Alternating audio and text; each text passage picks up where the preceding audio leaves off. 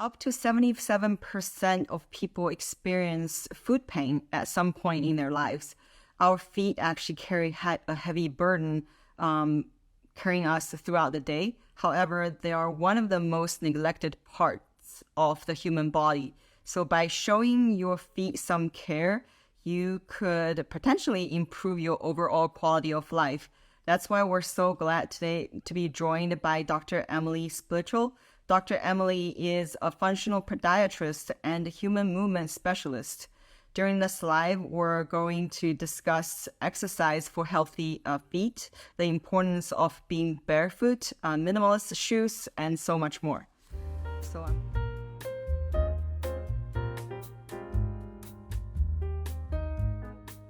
Thank you so much for taking the time to join us today. Of course, it's a pleasure. This is such a really, really interesting topic, and I think like many of us don't think about it until we actually have a foot problem. So I'm so glad you took the time to join us today. Of course, it's a pleasure. Tell us a little bit about your background, like how you became interested in podiatry. Yes, so I'm a podiatrist, but I am a functional podiatrist, which means I am looking at the feet very integrated. I am also a human movement specialist. So my passion is movement, and I use foot health as really a conduit into treating movement all day.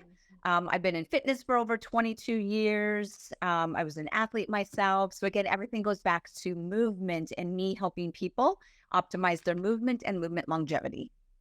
Mm-hmm. So what is the difference between like functional podiatry versus like conventional podiatry?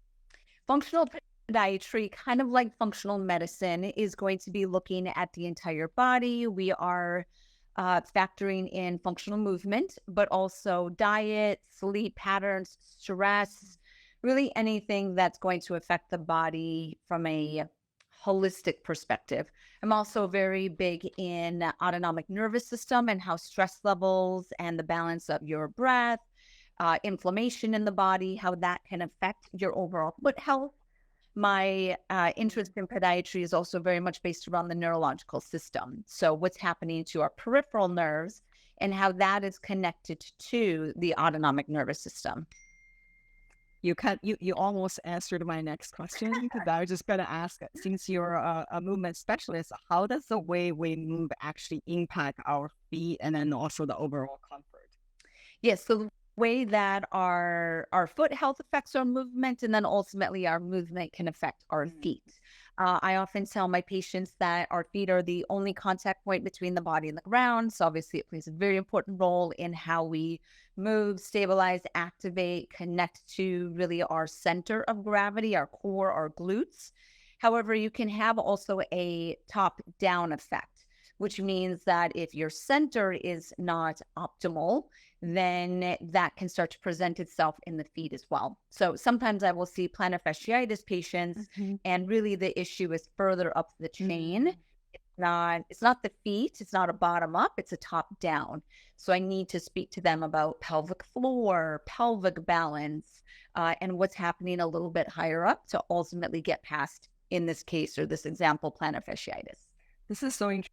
I feel this is also another difference between a conventional podiatry versus your functional podiatry. Like you move up really trying to find the source of the potential issue versus the conventional one. I have heard that, when people have an issue, they're just like, okay, here's the steroid injection and then get that, or collagen injection and then be done. But then that doesn't really fix the problem. Exactly. Yeah. What are your 3 pillars of healthy feet?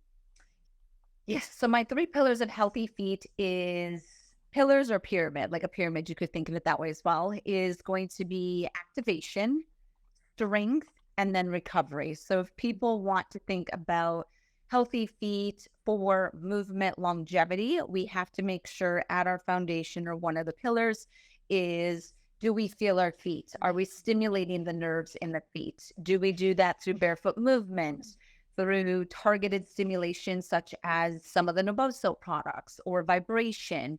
Do you go outside on the grass, which is grounding or earthing? So that's at its core. To have healthy feet, we have to be able to feel our feet. Second, which is strength, is thinking about foot strength from an integrated perspective.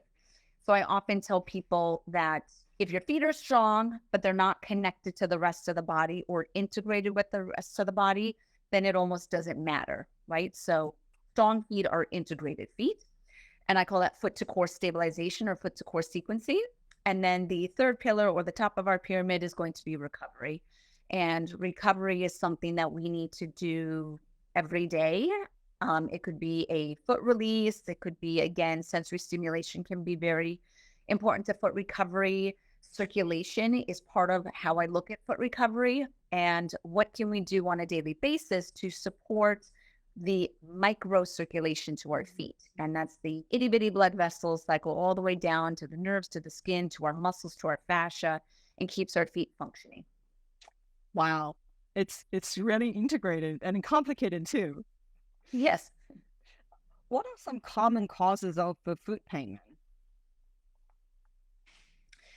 So most often causing foot pain is I will see disconnected feet. So either delayed stabilization of the foot, weak feet. So weak feet is perhaps they've been in cushioned shoes or stiff orthotics for years and haven't even thought about that they need to strengthen their feet. So that can start to cause foot pain. And then some of it could just be an overuse, right? So when I look at how to avoid foot pain, it's really a balance of understanding your foot type, your baseline strength or recovery balance, and then your stress that you're placing your foot under. So if you have a flexible flat foot with a history of plantar fasciitis, and now you're going to run a marathon, just as an example, that's a certain presentation. And I would explain to the patient how their foot type influences it, how prior injuries influence it. And then obviously something like running a marathon is you are going to hit a very high stress level.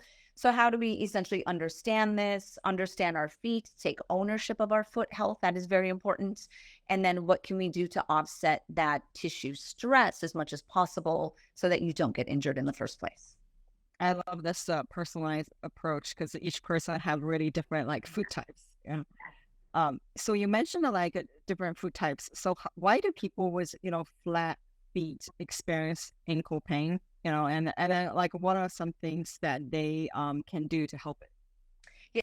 Yeah, so flat feet or pronation, so the collapsing down of the feet is, I explain to my patients that we want to think of that almost like an unlocked position. So when we unlock, you've essentially destabilized the joint, or in this case, it's the foot, right? Now, it's important to unlock in order to load energy as part of dynamic movement.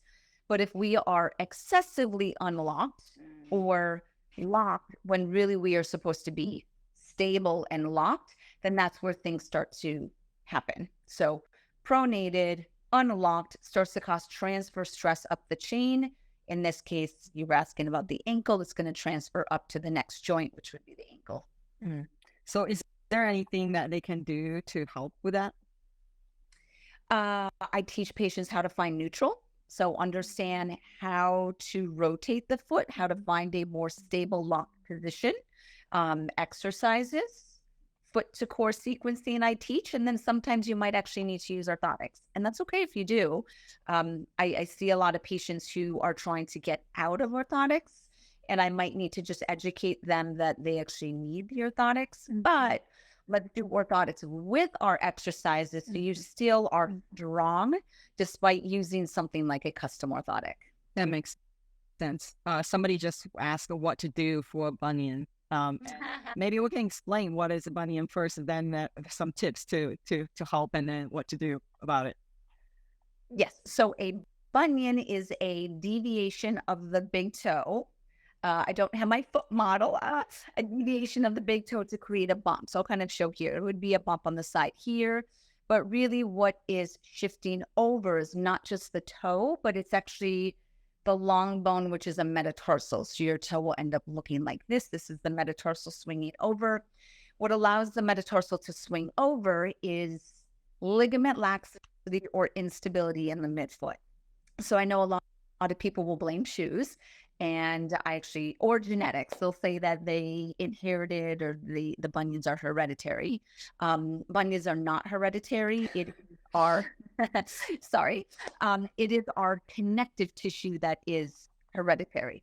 So the laxity or the ligamentous integrity of our foot is what's genetic. So it's predisposing you to a bunion. Doesn't mean you will necessarily get a bunion, but that's kind of the genetic side of it.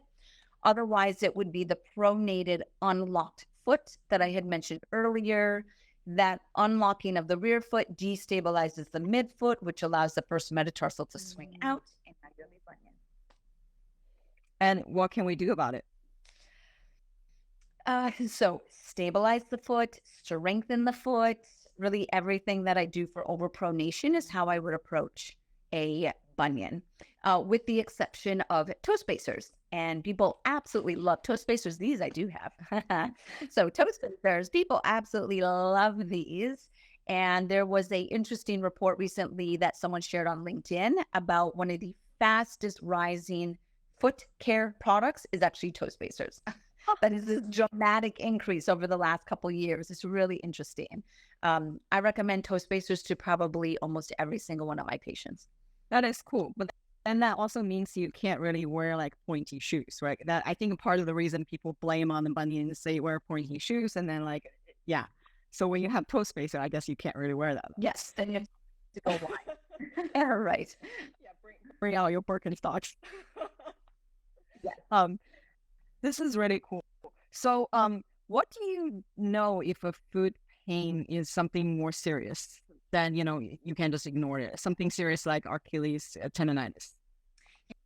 Yeah, so I definitely take the philosophy that, or I don't take the philosophy, no pain, no gain. And I tell people to not do that as well, where sometimes we think, okay, just push through it, I'm fine. You definitely don't want to do that. When the body starts to talk to you. So maybe it's the Achilles tendon that is starting to talk, the plantar fascia, the bottom of the heel.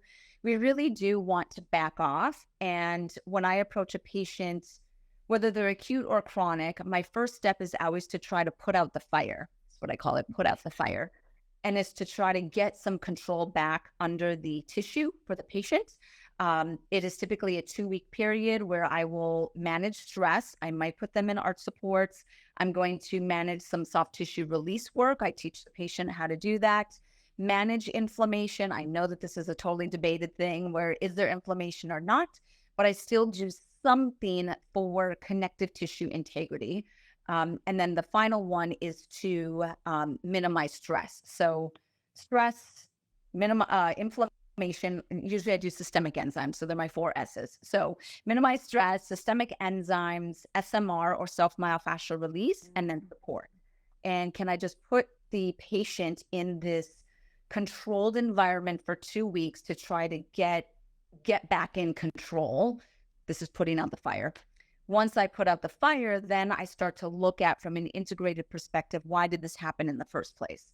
But unless I get things under control, I can't do just glute strengthening or foot to core stabilization. I can't look at the movement pattern that triggered the injury in the first place because I have to first put out the fire, get control, and then I'll look system-wide for the patient. Mm-hmm. And you have so many great posts about foot exercise, and then maybe share with us some of them. My favorite is short foot, but it's a little bit hard to explain short foot over Instagram. So I'm going to explain forward lean. So my new favorite is forward lean, which is essentially short foot. So what I would have people do, and if they're listening and they want to do it, is you would stand up, feet are shoulder width apart. You want to start by finding your tripod. So that's your first, your fifth, your heel, lift your toes, spread them wide. So we're starting to set our base. So step 1, set your base. Slightly externally rotate into the hips, which is going to lift the arch just a little bit more. Now arms are by your side. You're standing nice and tall, stiff as a board. Stay stiff as a board, and you're going to slightly lean your body forward. So it's called a forward lean. Slightly lean your center of mass forward, and then go back into the vertical position. Slight lean, back into a vertical position. Do that about 5 times. Every time you do that, you should notice that your toes are pushing down into the ground. So they're anchoring. And what you are activating when you do forward lean is what is called a postural reflex. So it's a toe flexor postural reflex. So you don't fall over in gravity, right? Your nervous system is always there to protect you. It doesn't want you to fall over when you're standing. So part of that is this activation. So by doing forward lean, getting your toes to activate, you essentially activate your foot muscles, which are connected to your pelvic floor muscles, which go all the way to your tongue. So it is a soft tissue skeleton. Yeah, a soft tissue skeleton that I will teach people to activate. And forward lean is a really easy way to do it. Do you also engage your core while you're like doing the lean? Do you always do that? Yes. So technically, it would be when you lean forward and your toes anchor. I would want you to lift your levator ani, because it's your levator ani that actually connects to your feet. And then you would bring your tongue to your pellet. So tongue to pellet, lift your levator ani, toes go down every time you lean forward. And then when you go back vertical, you would relax everything. Forward, tongue, levator ani, toes, back, relax. And that's kind of the pattern you would do. Oh, wow. You mentioned the pelvis. Like, how are the pelvis and the foot connected? So fascially they're connected. Biomechanically, they are connected. They are connected through what's called a muscle synergy. A muscle synergy is something that is more programmed into the somatosensory cortex and the motor cortex for co-contractions that happen in the body. And there's a very powerful co-contraction between your big toe and your levator ani, which is what I was just explaining. You can also explain that connection fascially through what's called the deep front fascial line. And there's a fascial line that continues from your big toe through your lower leg, through your inner thigh, pelvic floor, diaphragm, and up. So yeah, it's very powerful. It's fascinating. Yeah, how connected our bodies are. Yeah, you have a phrase that you tell often called barefoot strong, and you mentioned the strengthening your feet. Please explain the philosophy behind this. Yes, so Barefoot Strong, that came from my first company, which is an education company. And I even wrote a book that is called Barefoot Strong because I just believe in this philosophy so much. To me, Barefoot Strong, it really actually doesn't have anything to do with like being barefoot. So it doesn't mean you have to be a barefoot runner. What it means is that you carry your day and your movement and your lifestyle with a appreciation for the foot. You just appreciate its role in being human. And from that, we have a sensory neuromuscular fascial connection that is in the foot. Of course, we have biomechanical as well, but really to be barefoot strong is to really conduct your day with an appreciation of the complexity and the integrated nature of the foot. That's what that means to me. And then I teach people those techniques. That is so cool. Whenever we think about barefoot, we also think about minimalist shoes. Why do you recommend them? Because again, movement is sensory. So we need sensory stimulation. You have thousands of nerves in the skin and the bottom of the foot. These nerves, they are touch nerves. And again, because the only contact point between the body and the ground is the foot, the skin in the bottom of the foot, it plays a very important role in how we read our movements. So we read the ground with every step that we take. And by wearing minimal shoes, you keep as much sensory stimulation coming into the foot as possible. One of the most important sensory stimuli that we experience is vibration. So ground reaction forces, impact forces are actually perceived by your nervous system as vibration. So to be able to feel vibration is necessary to optimizing movement and foot health. If you put cushion in shoes, you've now taken away that important sensory stimulation that we need for dynamic movement. So I am an advocate of minimal shoes. I try to get as many of my patients into minimal shoes as possible. I actually work with patients that if they have a certain foot type that needs support. So some people's feet actually need orthotics, and that's a reality. Can I keep them in a minimally cushioned shoe with a wide toe box? And let's just put the custom orthotic in that shoe, right? We don't have to go into this thick, structured, cushioned, stiff shoe just because we need orthotics. So, and that's actually one of the greatest misconceptions that I hear, is that there's this assumption that if I wear a minimal shoe, I can't put an orthotic in it. And that's not true. So that's what I would work with a patient to do. Cool. Looks like we got some questions. One person asked, is it not equally as important to have variability in the foot or its ability to fit in a pointing shoe, but also spread wide and wider shoes or barefoot? So what I'm going to take from that is to be able to go from, say, something like a soccer cleat. That's what I'm going to say. Or like a cycling shoe. Or I work with many, many different athletes and professionals in different ways. And I recently had a motorcycle, like a competitive motorcycle. And they actually had a very tight, narrow boot so that they can feel the pedal of the, and this is like sport motorcycle trick stuff.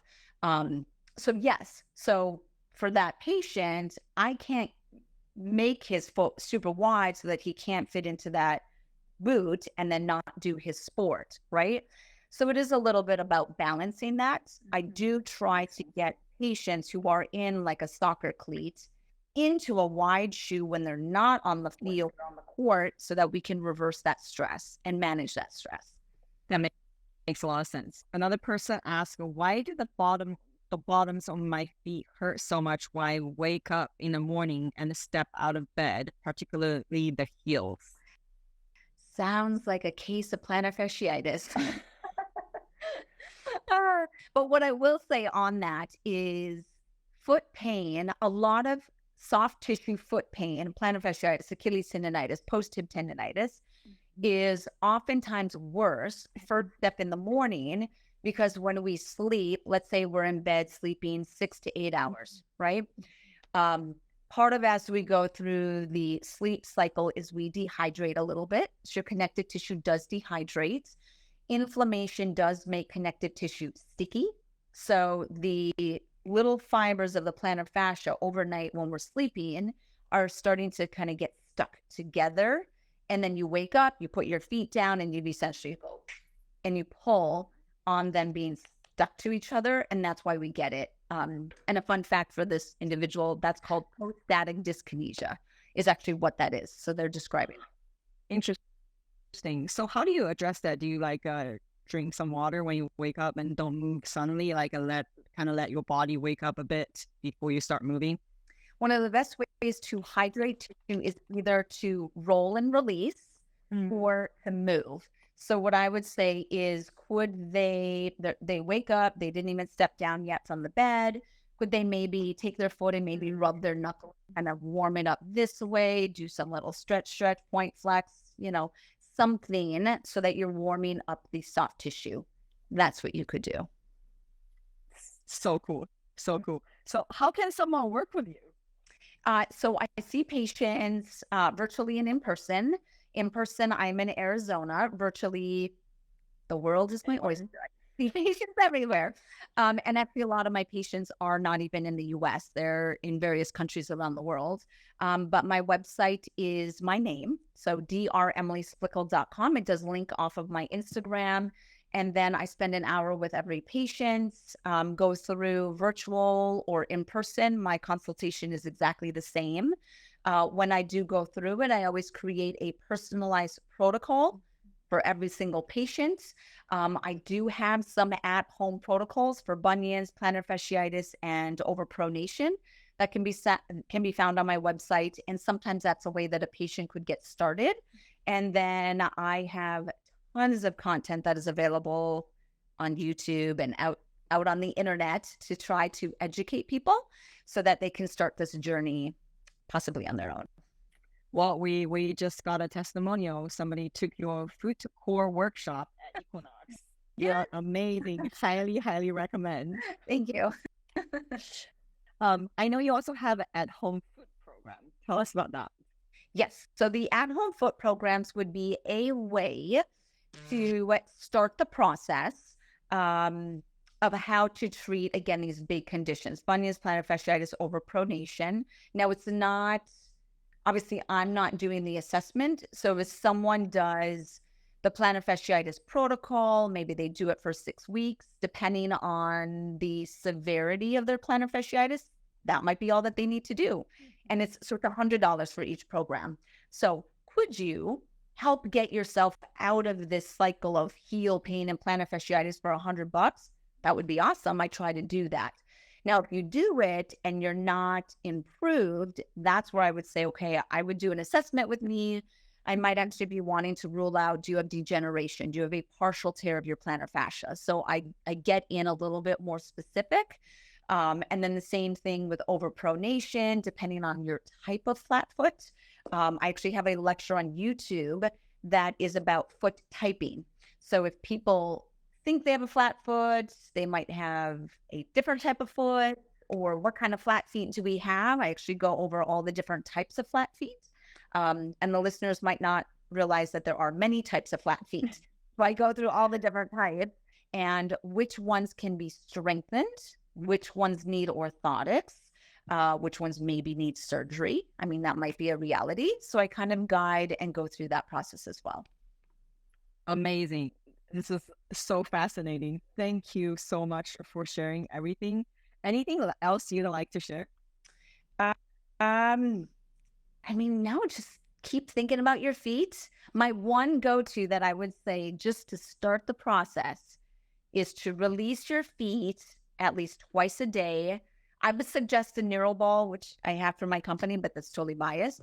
Or I would say just roll your foot on a golf ball, a lacrosse ball, and do it when you brush your teeth. So you brush your teeth, you release your feet. If you just do that, that will start your process of appreciating the feet and doing just a little something to keep the podiatrist away. Amazing, amazing. Thank you so much for sharing your knowledge today. And we're going to have to invite you back to talk about more about exercise and different things people can do. Thank you. Absolutely. Thank you so much. Thank you, everyone, for joining. Be sure to follow Dr. Emily at the Functional Food Doc. We'll have all the information in the post promoting this Instagram Live. So thank you so much. Thank you. See you later. Bye.